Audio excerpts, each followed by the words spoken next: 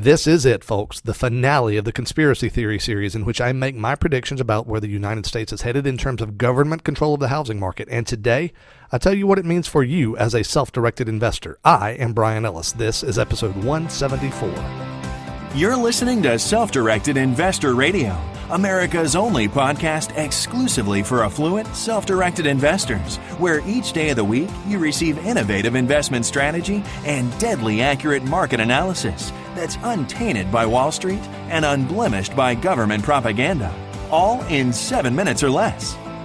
Coming to you now from iTunes, Stitcher, and SDIRadio.com, here's your host, Bryan Ellis. Hello, SDI Nation. Welcome to the podcast of record for savvy, self-directed investors like you. Today is the last day we address this conspiracy theory topic, and I'll tell you in advance, this one is longer than normal. We may even reach a whopping 10 or 12 minutes long. You know, conspiracy theory is the wrong term to describe this, but that's the term that's closest to the truth. What it really is a policy objective by a whole lot of folks in Washington, and this is not related to a particular political party. Many of you know that I'm rather conservative fiscally and socially too, but this conspiracy theory issue transcends party.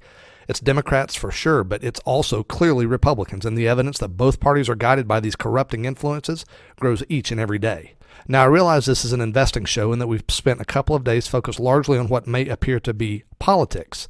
If you've not heard the two previous shows, episodes 172 and 173, then you really should listen into them right now for context at sdiradio.com/172 and sdiradio.com/173.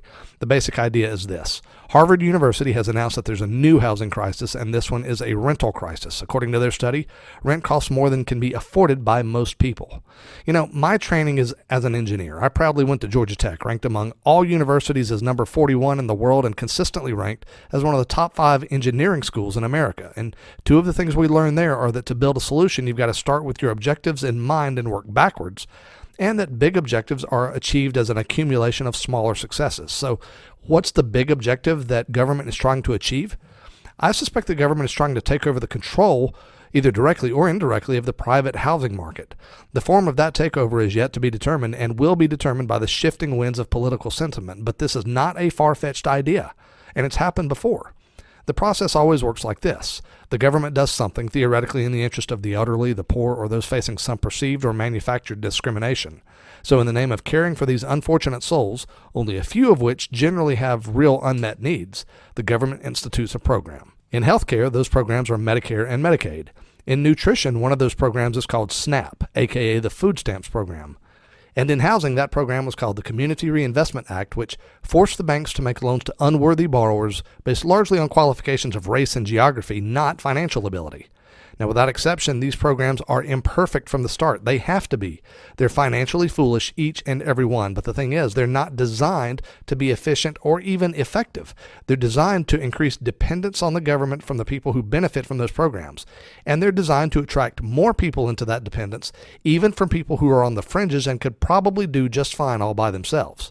But more people in the program means more dependence on and power for the government. And remember, that's the entire goal. So then it becomes clear just how imperfect the programs are, and from the point of view of politicians, the only way to solve a problem with a bad program is to create more legislation.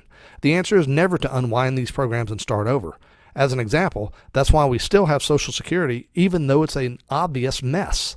So more law is instituted, sometimes in the form of additional statutes passed by Congress, but more frequently in the form of regulation written by the administration of whoever's currently president. And unfortunately, while there are some checks and balances to regulations, those checks and balances are very minor, and thus law is implemented without the consent of the people. Now, in the case of nutrition and food, there was food stamps, then there was school lunch programs, and now Michelle Obama is forcing public school children to eat food that you and I wouldn't feed our dogs, all because the government has absolute say in the matter, and those dependent on those programs have been in them their entire lives and have no awareness that any other options exist for them. So in the case of healthcare, first there was Medicare and Medicaid. Then there were separate programs in each state that provide health insurance for children at no cost, even for middle-class families who have the ability to pay for it.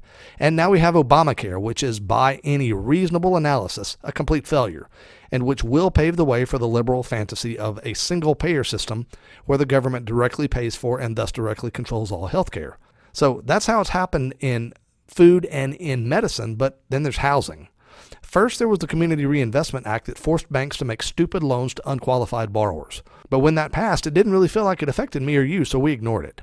But it turns out that even before that act was the creation of Fannie Mae with the New Deal under Roosevelt, which was designed nominally to help more people become homeowners. A laudable goal, right? But not the actual goal, because years later, in the 1990s, Fannie Mae would be authorized by Congress to buy mortgages on the secondary market. Lots of mortgages. So much so that Fannie Mae became far and away the largest owner of mortgages in America. They were funding over 90% of mortgages in America at one point. And along the way, a program called Section 8 was created. This program provides vouchers for low-income people to have a rental home without the burden of actually having to pay for that home. It's a giveaway, pure and simple, creating absolute dependency upon the government from people who use that program. I bet fewer than 1% of the people in the Section 8 housing program will ever even consider voting for anyone who doesn't support Section 8, and that's exactly the point. Section 8 becomes important again in just a moment, so back to Fannie Mae for now. Fannie Mae was the government's way of providing the means to make stupid loans, loans demanded by the Community Reinvestment Act, loans that anybody with the slightest modicum of intelligence could see would never ever work because the borrowers themselves had no value. Thus, we had the mortgage meltdown of 2008 that was timed and kicked off by a memo that was leaked by Senator Chuck Schumer. And that leak was designed to and succeeded in causing a run on and the destruction of one of the biggest banks in America at that time, Indy Mac, and which kicked off the mortgage meltdown just in time for Barack Obama to benefit politically. Obama then created TARP, which allowed the Federal Reserve to buy out all of these horrible loans and made it possible for some of those people to refinance their property at new, lower valuations, effectively sticking the lenders and therefore the taxpayers, me and you, with the bill for those losses. That brings us to now. The real estate market has largely recovered to pre-meltdown heights, which is disturbing in and of itself. Millions of people have been foreclosed, which was totally predictable, and now are unable to get a mortgage. So what do? They rent. That's the only choice they have. Now this Harvard study is released that says there's a rent crisis because, according to whatever standards the propeller heads at Harvard have devised, most people can't afford their rents. My friends, as I mentioned in the first episode of this series, episode number 172, I believe this to all be by design because what I predict is as follows. The government will, at some point, take action on this crisis, manufactured though it is. I don't know the timing of it, but I suspect it will play out something like this. First, the feds will expand Section 8 so that more people can get access to that program, whereby they have to pay little or none of their own rent, thus creating substantial dependency on the part of those people who are using that program. Second, as that program grows, the government will use the incredible leverage of providing income to property owners to force them into compliance with burdensome and harmful regulations. For example, I suspect that Section 8 properties will ultimately be required to comply with some sort of global warming standards, despite the fact that the scientific basis for climate change is at best incredibly suspect and at worst absolute hokum. Climate change is a golden issue for government because it's so incredibly vague. It can mean anything they want it to mean and be used for any purpose, which is ultimately always more regulation. So the amount of regulation will be overwhelming for property owners, and the cost of compliance will go so high as to demotivate people from investing in rental property, thus depressing the market and causing further economic instability. Third, as memory of the mortgage meltdown fades, the government will again push lax credit standards, which will repeat the cycle in the future. This is already happening, actually. It's rumored that Fannie Mae will next year return to allowing the use of soft documentation, like utility bills, to prove creditworthiness rather than requiring actual creditworthiness. Fourth, there will be a consolidation of government services, not in how they're implemented, because government is not about efficiency, but in how they're offered to citizens. There will no longer be Section 8 and food stamps and Obamacare. There will be whole citizen care, or whatever the name is, which markets housing, nutrition, healthcare, retirement funding, and all basic needs at low or no cost. First, to the poor and downtrodden, which will certainly include illegal immigrants, and later on to more and more of the citizenry, thereby making each one of them more and more dependent on the government. And the response to all this will be more government programs, more free housing, more free food, more free health care. It's an unsustainable cycle. So where does this leave you as a self-directed investor? Well, you have a few choices. One, you can operate on a theory that's different from mine. That's okay, of course. Number two, you can time the game. And a lot of people will make a lot of money by doing this. You can go ahead and buy rental property, and you can collect money from Section 8 because it's hard to argue with the beauty of getting your money on time, every month. And Section 8 does provide that.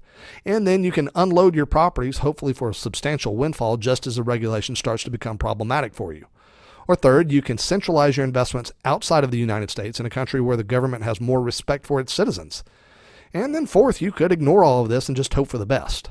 No matter which approach you choose, you can and should vote for leaders who at least claim to appreciate and value the freedom that's necessary for people like you and me to be self-directed investors. There was a time I'd have recommended that Democrats vote for Republicans instead and that Republicans take their voting more seriously. But at this point, both of those parties are as awful as the other. I no longer claim allegiance to the Republican Party. But the point is this: take your voting seriously at the national and at the local level. Most of this will happen through regulations directed at local governments who are dependent on the federal government for their funding and who will thus do as they're told. And remember, most real estate law is local law. That's how the federal government is going to influence and take control of local real estate law, by putting clamps on local governments. So you should take the election of your local officials very, very seriously to avoid being stuck in that kind of situation in the first place. Now, this is a little depressing, I'll grant to you, but I want to close this conspiracy theory analysis discussion with this reassuring fact.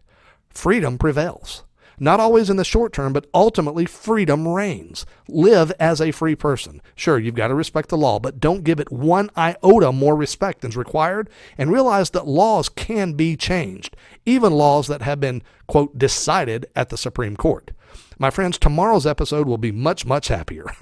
In fact, it's our Christmas episode, and you fans of the classic movie It's a Wonderful Life are going to love it. So please, do be sure that you're on the private SDI announcement list by texting the word SDI Radio with no spaces or periods to 33444 right now. Again, text the word SDI Radio with no spaces or periods to 33444 right now. My friends, invest wisely today and live well forever.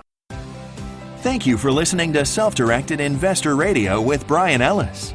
Don't miss a single episode. Be sure to subscribe to Self-Directed Investor Radio right now on iTunes, on Stitcher, and at SDIRadio.com. Your feedback is always welcomed via email at feedback@SDIRadio.com. This show is for entertainment purposes only and is not intended as legal or professional advice for your situation. Content is the property of the Self-Directed Investor Society.